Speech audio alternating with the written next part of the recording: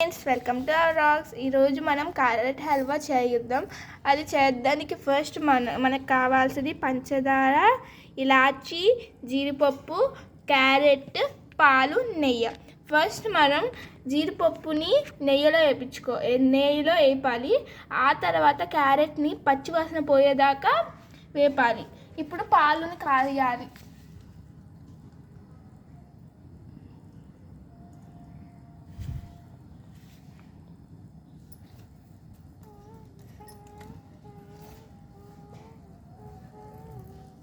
Friends, పాలు కాగిపోయినాయి. ఆ తర్వాత ఆ పాలల్లో మనము క్యారెట్ వేసేసుకోవాలి.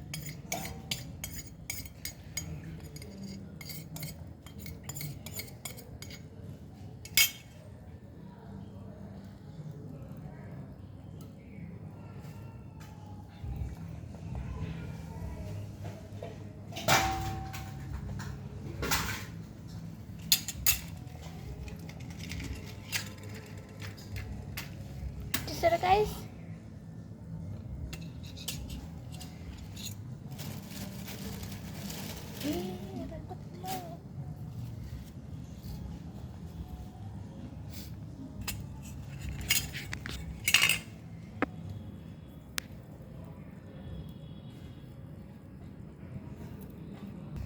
గాయస్, ఈ మరిగేటప్పుడు మనం పంచదార వేసుకుందాం.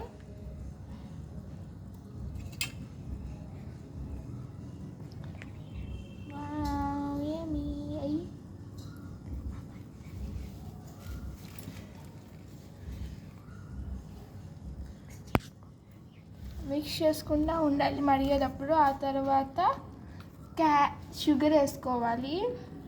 1/2 టీ స్పూన్ షుగర్.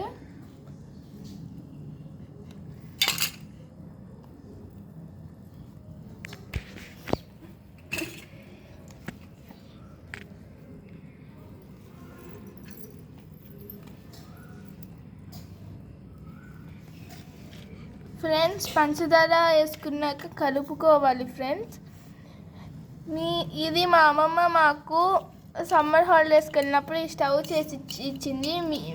మీరు కూడా మీ అమ్మమ్మ వాళ్ళ ఇంటికి వెళ్ళినప్పుడు మీ అమ్మమ్మని అడగండి స్టవ్ చేసి ఇమ్మని. ఇలాచీను షుగర్ వేసేసి కొంచెంసేపు కలపాలి.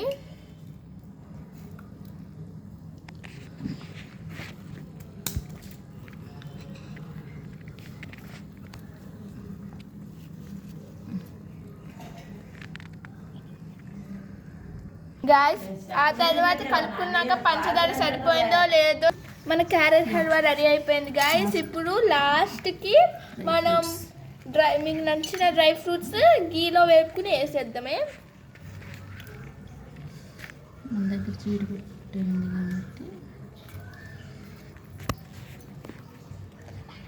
అంటే గాయస్, మన క్యారెట్ హల్వా రెడీ అయిపోయింది.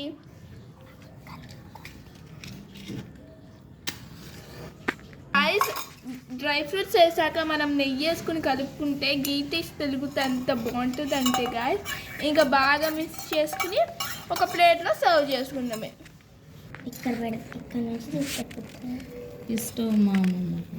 ఈ స్టవ్ మా అమ్మమ్మ తయారు చేసిన స్టవ్ గాయస్. ఇంకా మన క్యారెట్ హల్వా రెడీ.